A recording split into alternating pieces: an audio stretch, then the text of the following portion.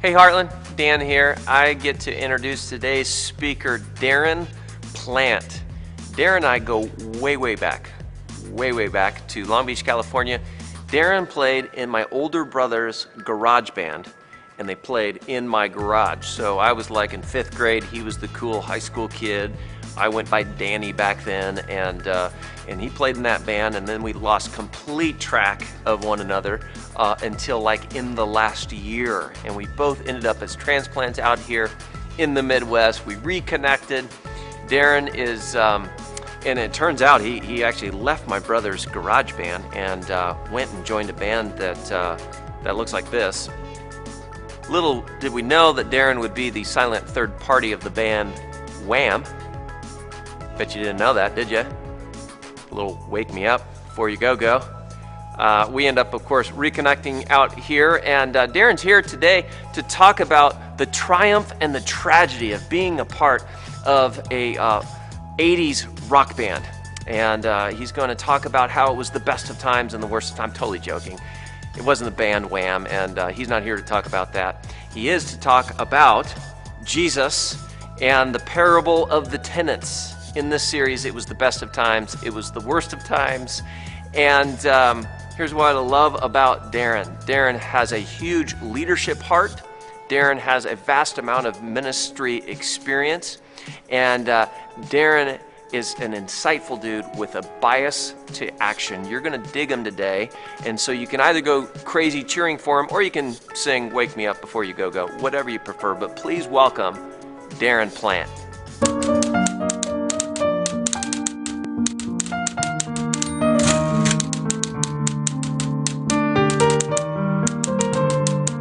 But really, the 80s really were the best of times or the worst of times, depending on what you're looking at, right? The hair or the music, it really was like that. I should kind of explain Dan's intro. Yes, I was in a band with his brothers, and that was me in that picture, that blonde guy in the corner. The other two guys were just two friends in the picture. So they're going to be thrilled to see this on the internet, floating around when it comes out. But the funny thing about that time was, I was excited about a band. I'm an ADD guy. You'll figure that out right away. I've said this many times. If I don't have notes, we'll all have a great time, but we'll have no idea where we arrived at the end. So I have to have notes. I'm that kind of person. But I also went out, I was a jack of all trades. I went out after a lot of different things. And kind of what guided that was how much praise or affirmation I got, how much worth it made me feel. And then I would think that was what I was supposed to do, so I'd go after those things. And at this period of time, I was 19 or 20, and Danny was 9 or 10, and his brothers were in this band. So I'd go over to his house every Friday. So we put this together maybe, 7 months ago, but I'd go over to his house and I'd say, "What's up, Danny?" Because I was like 20 and he was like 9. And so I just would like to say to you, next week when you see him in the halls or whatever, feel free to go, "What's up, Danny? High five." And you could do that as a group when he walks in. That would be really exciting for him, I'm sure. And here's the deal. The thing was, in my late teens when I did that, it felt like a cool thing to do. So I went after this band, and me and another guy created it. And by far, what turned out to happen was I was the least talented guy in the band. I played the drums, and I wasn't quite cutting it. But I looked like the 80s more than anybody else, so that kind of worked out. It was kind of what I wanted. And I handed over the drums to Rob Diebel, Dan's oldest brother. He was a very good drummer, and I played percussion. And then his other older brother, Mike, who was only 14 at the time, played the electric guitar, and he was amazing. One of the best guitar players I'd ever heard. He was just fantastic. And the band got better and better, and so you can imagine, my identity's kind of wrapped up into this, what it felt like when the band let me go, one of the guys who started it. It took a blow on my ego. I didn't like it at all. So here's my question for you. I'm interested in this. I've asked this in every service. Either secretly or well-known, have you ever wanted to be in a band? If so, raise your hand. I'd like to see that. Okay. Actually, that's a pretty good number. I asked that amongst some staff, and almost all of them raised their hand. I have no idea what that means. I will say for me, it was about feeling special and cool, and my identity, like I said, was wrapped up into it. And that's why it was so difficult to be let go. We tend to pursue things that make us feel valuable. We tend to go after things that make us feel worth. We want to feel that way. So one of the other areas I was involved in was film. I have a film major. I did well in it. I worked in some television, started a film festival with a guy in Long Beach on the Queen Mary, and ran that for years. But there was a point at which I could tell it meant too much to me. I was starting to mature, starting to get this concept. It meant too much. And I could feel God kind of nudging me to move away from it, which was very hard for me to do. And I believe He's going to integrate that back into my life at some point, but He asked me to let it go at that point. And then another thing, transitions. Transitions are important resets. I've been through transitions. I'm in one right now. I'm in a big transition. Right now, I've been for the last 4 years a pastor in this area. I lived my whole life in Long Beach and in California and moved here 4 years ago at a great church, Hillcrest Church. Loved it. But most of this last year, I've been coordinating relief efforts for really largely forgotten flood victims in Colorado. Within a couple weeks, that's all going to end, and I have no idea what I'm doing next. I'm in a transition. And those are moments when God really challenges your identity, or where you put your trust in your identity, where you really put your trust in your worth. So I have this question for you. And the question is, when do you feel the most cared for or valued? When do you feel the most cared for or valued? Think about that for a second. Maybe that's by people, or maybe it's by other things. But when do you feel the most cared for and valued? Not long after that band scenario, that crisis, a more serious one happened. You know, John 10:10 says, I know the plans, and I'm sorry, the wrong verse. John 10:10 says, I've come that you would have life and have it abundantly. That you'd have this meaningful life. And somehow I didn't buy into that. I didn't believe that God really, at that point in my life, really cared about what was going on. And I started to take it into my own hands. I started to look for my own ways to feel significant and whatever, and to make myself happy, and I made really bad choices. I made some significantly bad choices in that part of my life. And I'm not going to get up here and tell you in detail all of what those sins were. Likewise, I'm not going to ask each one of you to come up on the stage and share your darkest sins, so we're all cool there. No judgment, right? I just want you to know it was a bad time. It was a bad time. I was hurt. I was broken. I was feeling like a phony, and I did something kind of weird. I hurt a lot of people at this time. And I called this friend of mine, a young pastor actually, this couple, Bob and Diane were their names. And I called them up because I wanted them to take care of this person that I had hurt in my disastrous wake. And so no one knew what was going on. I was playing it all cool, and I didn't want anyone to know. And I called them up on the phone and tried to make light of it, and then it got real silent. And I went, uh-oh. If I don't wiggle out of this conversation real quick, he's going to start asking questions I'm not going to be willing to answer. I don't want to answer. And he did. He asked really tough questions. And I felt all this shame and pain as we talked those through. And he said, why don't you come over to my house? And so I drove over to this house. And I call it the drive of death. It was just awful. The drive felt awful. I didn't want to go there and face this stuff. And I did. I went there. And when I got there, I sat on the floor, their little apartment, and this guy, Bob, put his arms around me. Super uncomfortable. I did not like that at all. He put his arms around me and he said, you know what, Darrin, we love you anyway. We will love you no matter what. We love you. And then he said, and you know what, God forgives you. And I sobbed. I just absolutely sobbed. And you know, looking back at that moment, it felt like I had completely forgotten that it was human arms around me. And I'm not kidding. It felt like the arms of God himself. And I actually kind of think they were. That these people were letting God work with them and through them. And God was reaching out to me. And they were saying, there's nothing that you can do that'll stop God from pursuing you, Darrin. Nothing. Stop God from loving you and pursuing you no matter how big your screw-ups and mess-ups are. And I'm so glad that Bob and Diane didn't give up or give up on me on that pursuit. I feel valued when I'm pursued, especially when I don't deserve it. I feel valued when I'm pursued when I don't deserve it because I must be worth an awful lot to these people to not walk away, right? That's how I feel. So today, if you're not careful, as we get into this next story, it's a parable. In this series, it was the best of times and the worst of times. If you're not careful, you'll miss it. You'll miss the center of the story. You'll miss what it's all about. You'll miss the pursuit. People kind of run away from this parable, it turns out, and I don't know why, because it's all about his pursuit of us. It's a beautiful parable. So we're in this series in the book of Mark. It was the best of times. It was the worst of times. And I want to tell you now in this part of the story, it is definitely the worst of times. The triumphal entry is over with, and Jesus is no longer trying to keep things from escalating. He's letting people know who he really is. He's pushing some buttons, and everything's kind of escalating. Let me give you a little history. I'm going to take this account from Luke, even though we're in the book of Mark, same account. Luke 20, verses 9 through 18, the parable of the tenants. It's the final week of Jesus' life. It's the final days, really. And in the last verse of the last chapter, it says that Jesus was teaching in the temple every single day, and the religious leaders wanted to get rid of him so bad, but they couldn't, because it says quite literally, the people were hanging on every word he said.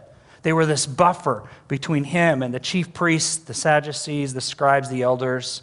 Those are just fancy names for the religious leaders. But those people drew all their legitimacy. Hear me on this. Their total worth was from the temple. Their identity came from all of that. And this is where Jesus wreaks havoc. It's quite threatening to them.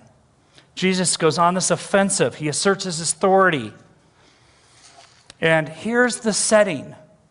Remember, the Jerusalem leaders draw all their legitimacy from the temple, and they kind of deserve it. Hear me on this. They kind of deserve it. They have birthrights as the priests running the temple. They're associated with it. The chief priests administer it. They have authority. They're highly educated. They're born in the right families, especially the wealthy associated with the Sanhedrin. They're legitimate. They stand with legitimacy in the place of authority in the temple, and then this relative unknown, Jesus, comes in. He isn't a priest. He has no official role in the temple. And he starts to speak as if he has this ultimate authority. And he starts to speak to the religious leaders as if they have none. And so remember, they draw their significance from this. He enters on a donkey. Picture this.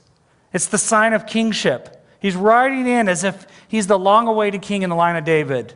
And the first thing he does is climb the stairs of the temple and what? Turn over all the tables. Upset the whole temple. It's a 35-acre temple. He halts it. It comes to a screeching halt for hours and hours. And then he gets up there and preaches like he has authority. He gets up there and preaches like he's one with that authority. And you'll see in the story that he basically is saying to them, you're finished. You leaders are finished. God's entrusted this to you, this people. He's entrusted their spiritual welfare to you, and you've abused it. You're finished. This is threatening stuff to them. Their whole identity is wrapped up into it. And he goes on to say, I'm the long-awaited king, which they should have basically known. They should have known that. If they knew Scripture, he was fulfilling all the prophecies. It was all happening before their eyes. I think they did know. I just think it was too much of a threat about the thing they found all their security in. So they demand, Jesus, by what authority can you do these things? And he starts to tell a story, and here's the story. So let's read this first part of the story. He says, he went on to tell this parable.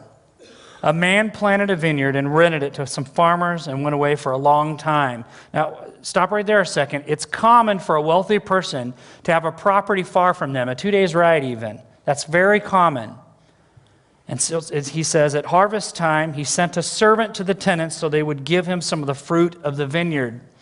And it was common for them to send a representative. Their servant was a representative. The owner would send that. But the tenants beat him and sent him away empty-handed. He sent another servant, but that one also they beat and treated shamefully and sent away empty-handed. He sent still a third, and they wounded him and threw him out. So the people listening immediately would have thought a couple things when they heard this story begin. The first thing they would have said is, that sounds familiar. Jesus is basing this parable on a parable that long ago in Isaiah 5. It's very similar. And the second thing they would have said is the response of these renters, these people operating the vineyard, is absolutely ridiculous. It's ridiculous. And it escalates, right? They beat the first one. Then they beat and shame the second one. And shame is a big deal in this culture. Shame is spitting on the family. Basically saying, who are you? Spitting on the family when they shame this one. Listen, this was entrusted to them.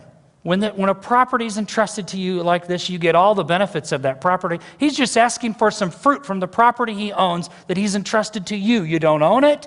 You're just the person renting the property. And they shame him. And then the third, they beat and cast out. Cast out means violently assaulted. They violently assaulted him. So Jesus, stick with me on this, he begins to take the sharp turn from the very familiar parable they know.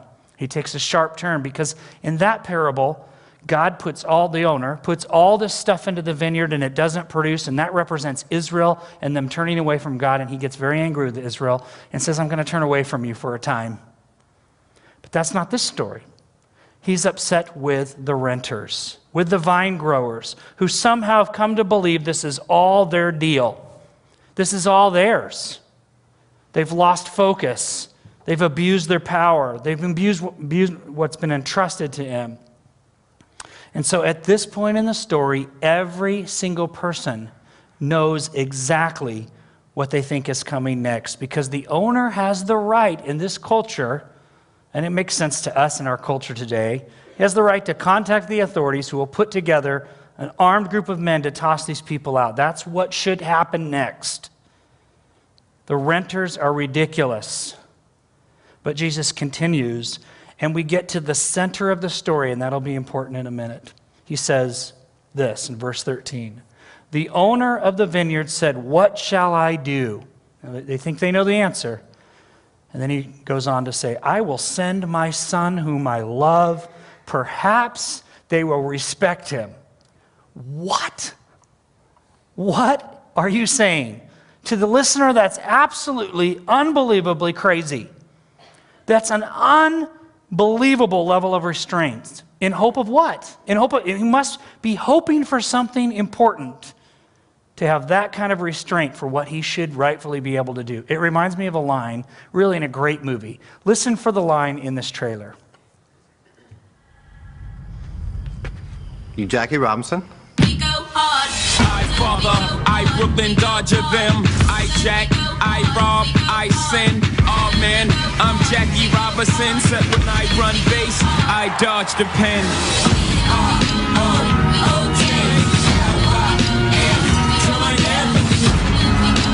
You want a player who doesn't have the guts to fight back? No, I want a player who's got the guts not to fight back.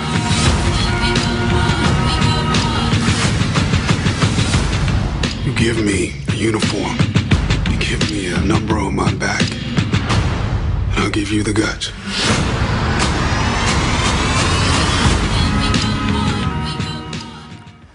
Do you want a player with the guts to fight back? No. I want a player with the guts not to fight back. Not to fight back. He had every right to. I don't know if you've seen the movie or you know the story, but he was completely mistreated throughout the whole process. And this choice to not fight back is incredible, and really that choice changed history. That one choice is a big, difficult choice. Now, by the way, in parables and stories of that day, they're not like stories of today. They're not organized the same way. In stories now and movies or whatever, there's a beginning, a middle, and end. There's a climax to the story. It's all set out a certain way. Really, that's not how stories were told then. Stories weren't told that way. The center of the story is literally the center of the story. It's the center. And quite literally, verse 13 is the center verse. It's where it says, I will send my son. The son is the center. It's like a burrito, right? The tortilla is wonderful. It holds everything together, but where's the beef? It's in the center. Without the center, you just have a nice floppy tortilla. It's just not quite the same. Jesus is the center of the story. You can glean all sorts of things from a parable, but if you miss the center, you blew it. You're not allowed to. That's the center of the story. It's critical. And the other thing is, it was common to send a servant as a representative. To send a servant as a representative, and they were to be treated as a representative of your own household. But to send your own son, that would never happen, especially if you had been shamed. You would never do that. This owner must have been really willing to suppress his rights for the chance for these vine growers to renew their relationship with that owner. It was a big deal.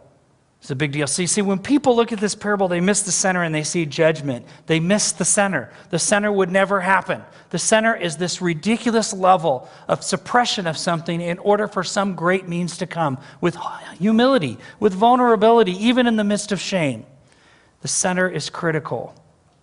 And when Jesus said, "My son whom I love," when he used that phrase, he was really reflecting on something in Psalms 2:7. He was letting everybody know he was calling himself the Messiah, and all the Jewish leaders knew it. They didn't like it. You know, it makes me think of another story from the 80s. We're kind of on an 80s theme. I think Where's the Beef is from the 80s, actually. But so this story it's about the late King Hussein of Jordan. And he faced a dilemma in the 80s. 75 Jordanian officers were plotting a military overthrow of his kingdom. And his security officers recommended they surround those barracks and wipe him out. He had the right to. It probably would have seemed like the smart thing to do, but he refused. Instead, he said, "Get me a helicopter." They got him a small helicopter, and he landed on the roof of that building where those men were plotting. And he said to the pilot, "If you hear gunfire, take off immediately." And he made his way down those flights of stairs, 2 flights of stairs, and entered that room where they were meeting, right as they were meeting, completely unarmed and alone, to talk to them. That is risky vulnerability. You know, there's actually a word for that in the Greek. The picture of someone with supreme authority and full rights to enact justice, but they decide not to take it. They suppress their anger, they suppress their rights, but they extend this unwarranted kindness. The Greek word is called makrothumia. Makrothumia. There's really no English descriptions that can describe it. It's so incredible. The closest word might be nobility. Really, this parable should be called the parable of the noble vineyard owner. It should have really very little to do with the vineyard renters. Jackie Robinson took the nobler route, makrothumia. King Hussein, he took the nobler course, makrothumia. But I didn't finish that story. When King Hussein went down there, this is what he said. He said, "I heard you're plotting to overthrow the government. Please don't do this. The army will break apart. There'll be civil war. Tens of thousands of people, innocent people, will die because of that decision. There's no need for that. Here I am. Kill me instead. Take me and proceed. And that way only one man will die." His literal words. And after a silence, the rebels as one rushed him and kissed his hands and feet and pledged their lifelong loyalty to him. This is what the noble vineyard owner was looking for. This is what he was hoping for, a chance for a life-renewing moment, a chance that they will come to their senses, recognize the truth, and that they will be reunited and renewed. But as the story Jesus tells goes on, it doesn't end like King Hussein's. When the tenants saw him coming down the road, they said, "That's his son. That's the heir to the throne. That's the heir to the vineyard. And if we take him out, this vineyard is ours." And so they take him out and they kill him. Complete shock to the listener. Jesus has turned so many things in the story for them. And he asks the question that they're all thinking, what then will the vineyard owner do? And he says he'll wipe them out and entrust the vineyard to others. That's why people get focused on this judgment thing, but they don't understand. The religious leaders at that moment, at the very minimum, wet their pants. Really. And at the maximum, they had heart attacks. And they yelled out in the passage, "God forbid." They knew he was talking about them. He was talking about them. God would no longer let them abuse his people. No longer get in the way from people like you and me to connect with him. He was moving on from them. He won't let anything. You have to hear this, you know. He won't let anything get in the way of connecting with his people. He won't let anything get in the way from connecting with you. Nothing. Well, leaders didn't like that message. Jesus was telling them, God has sent prophet after prophet after prophet, all the way to the last prophet, John the Baptist, to make things right. And you abused them. You beat them. You killed them. You tortured them. And all this time, he's withheld his anger. He has the right to stomp out that leadership, but he holds out for the chance they will have a life-changing moment. And then he sends his son, alone, vulnerable, unarmed. Total vulnerability on the part of Jesus. Jesus, the rightful heir in eternity to the kingdom of heaven, says, not my will, but yours. Unheard of. God will do anything in hopes that he will have a life-renewing moment with someone. He will do anything. You've got to hear that today. Remember, don't get too distracted from the beef and the burrito. The center is Jesus. Don't get too distracted from that. Jesus is the proof of God's total pursuit of you. It's the proof. He'll do anything to reach you. Anything, no matter what, to reach you. You know, I'd venture to guess if you stopped and thought about it just for a second, you have a Bob or Diane. Maybe it doesn't look the same. You have a prophet that's come in your life. And maybe more than one, prophet after prophet. I'm betting that if you're in this room, somebody was like that in your life. Someone kind of came after you. That was God. That was God sending someone to you. He's after you. He's pursuing you, not for vengeance. He's pursuing you for that relationship he's holding out for. So I go back to that question. When do you feel the most cared for and valued? When? See, for me, it's when I'm pursued, even when I don't deserve it. When I'm sought out because they must really think I'm important to them to go to that great extent. When I'm pursued.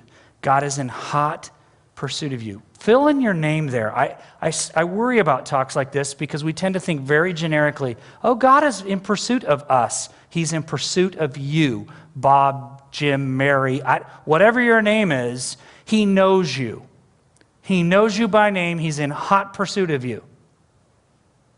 Absolutely chasing you down because he loves you so much. He wants to help you get to the kind of life he's designed you to have.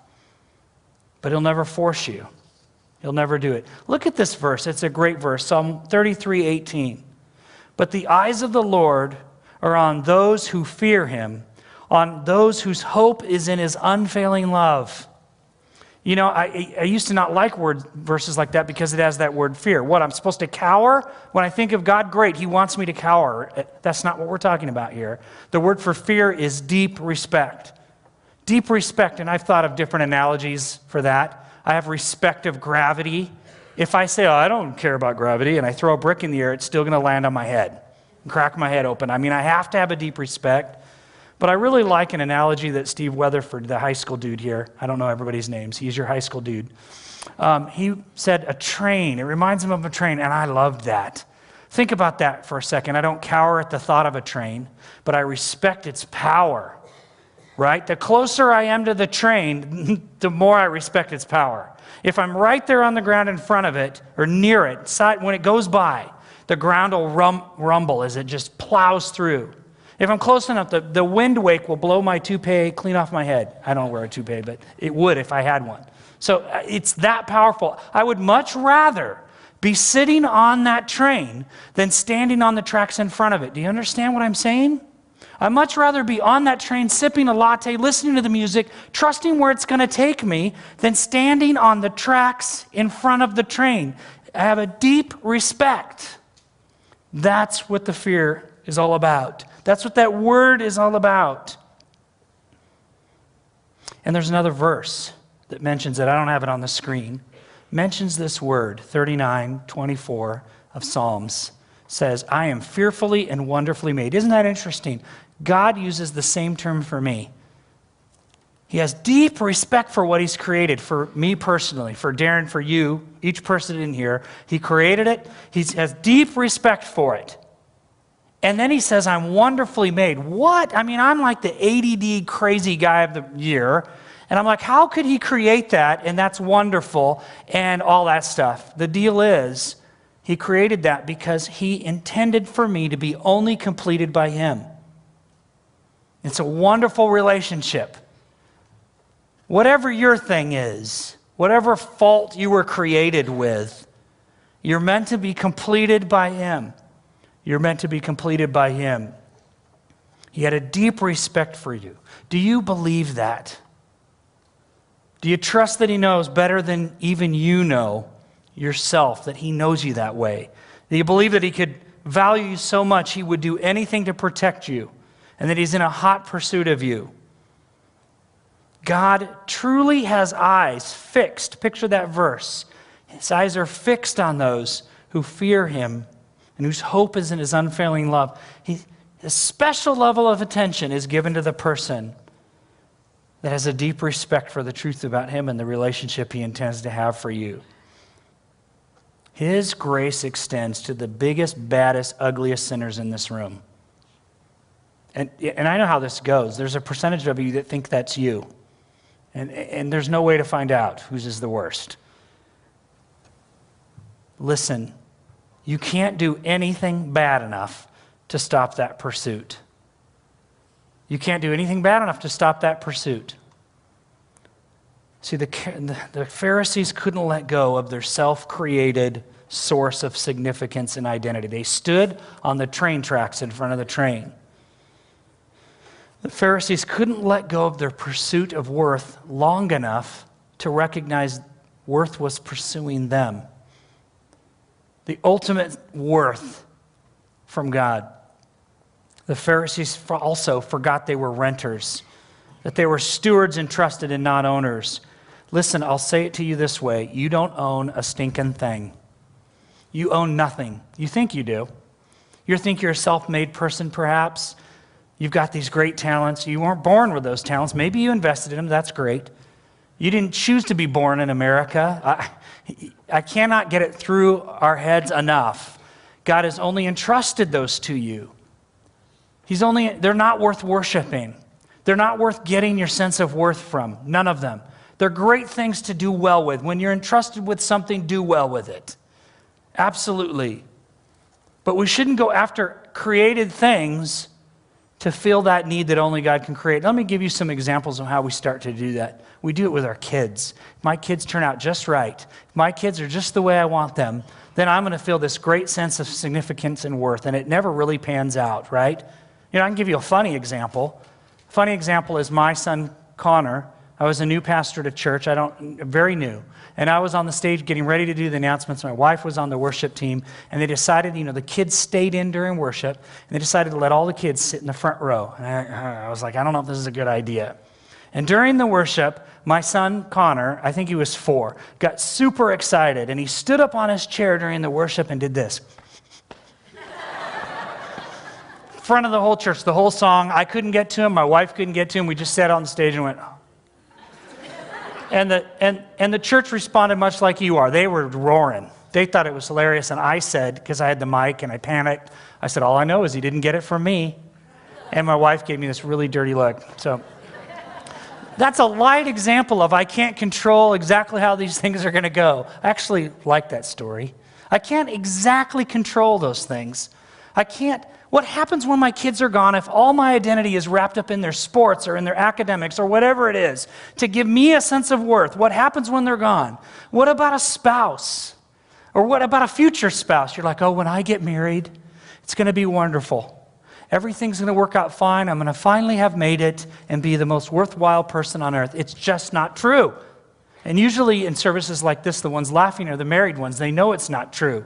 Listen, relationships were never meant, those people, those kids, your spouses, they were never meant to hold up under the weight of that kind of pressure. They were never designed. It's doomed when you think that way. They were never designed to hold up to that kind of worth and pressure that only God could do that with. Or maybe it's financial status. If I have the right amount of money, you know, almost 50% of all lottery winners blow through their money within the first 5 years. You know, the average inheritance, no matter what size it is gone in 18 months. Where are you then? And it never pans out. It never brings worth. Your job, I don't care how high up you are in your job when you retire, no one will care. I'm bursting bubbles. They won't care. They could care less. I just have a couple thoughts for you here. A couple other things. When I ran that film festival for years, we'd try to get a Lifetime Achievement Award to someone. And one time we gave it to one person. I'm not going to mention who it is. And in his day, he was the big guy. I mean, he had Academy Awards. Academy Awards mean nothing. To a guy like me, I always thought, boy, if I could get an Academy Award. And he had that. And he was this tremendous actor. But now he's older, and he was just getting bit parts. And his career was largely over, and he was largely forgotten. And we picked him up for this film festival, and he had already been drinking too much. He was wasted. We got on there and sobered him up. And his wife had left him years before. And he was hitting on every married woman at this festival. And I liked this guy. It was just the saddest thing I have ever seen. What happened? No one cared. Half of the United States wouldn't even know who he was if I mentioned him right now. The things we think will really make us feel important and valued and worth won't. Nothing on this earth will do that. Do you get that? Nothing. And lastly, I want to say something to those of you in transition, because I get transition. You might be saying, why me? God, why have you singled me out? And it's the right question, but the wrong tone. God singles you out in those moments, and it's a privilege because he's pulling you to him. You might be without a job right now. You might be in between stuff. He's saying, what is your identity about? And I want to be closer to you. He's singling you out because you're special in that way for some reason. I don't know why. He's pulling you close to him. He's asking you to rethink who you are and what you're about, and to let go and give him your life, and you're in control. See, the Son comes to you alone, unarmed. What are you going to do with the Son? What are you going to do with him? You know, right now I want to pray, but I'd ask all of us to just bow our heads and close our eyes, and I just want to say a couple things while we do. There's some of you in this room that have never, ever given your life to Christ. You've been looking in the window, but you've never walked into the store. And with our heads bowed and our eyes closed, I want to give you that opportunity today. It's nothing magic, but there is a moment where you cross over and say, yes, Lord, thank you for sending your Son to die for me. Thank you for pursuing me. I'm in it with you. Take my life. Take control of my life. I want on your train. I want to go to your destination. So with our heads bowed and our eyes closed, I'm just going to ask you to say that to him silently, in your own words. It's not the words, it's the attitude of your heart. It's a moment where you cross the line. It's an important moment. Take that moment right now silently.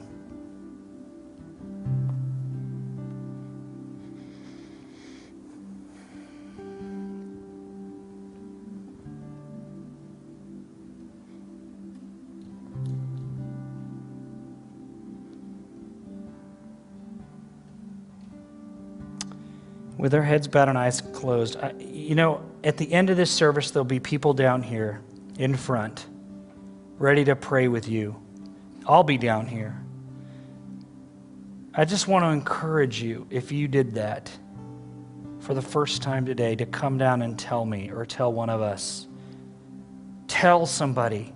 Satan is a lion looking to devour, it says in Scripture. It says, he preys on you. He preys on your fear and your doubt. If you don't tell someone or do something like that, you'll walk out of here and Satan will convince you it was all in your head. We build a monument to him when we take an action. So I want to encourage you after this service to do that. And then there's others in this room with their heads bowed and our eyes closed. There's others in this room that have not let go. Maybe they gave your life to Christ, but you've been defining your hope and worth by other things. You know what it is. I want you to lay that at his feet right now. Just take a moment and say, God, no, I want to be defined by you. Wherever you take me, God, just give it up to him right now. Silently just say it to him right now.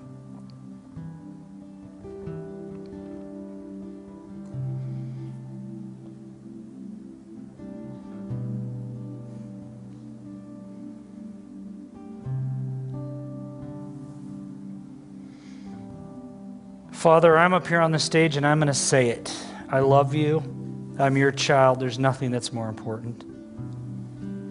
Forgive us for trying to find all our worth in all the wrong places, and forgive us for not receiving you with open arms when you pursue us over and over. God, let us run back and after you. Don't let anyone in this room tonight leave without letting go of those other places they look for worth and grabbing hold of you and turning it over to you tonight.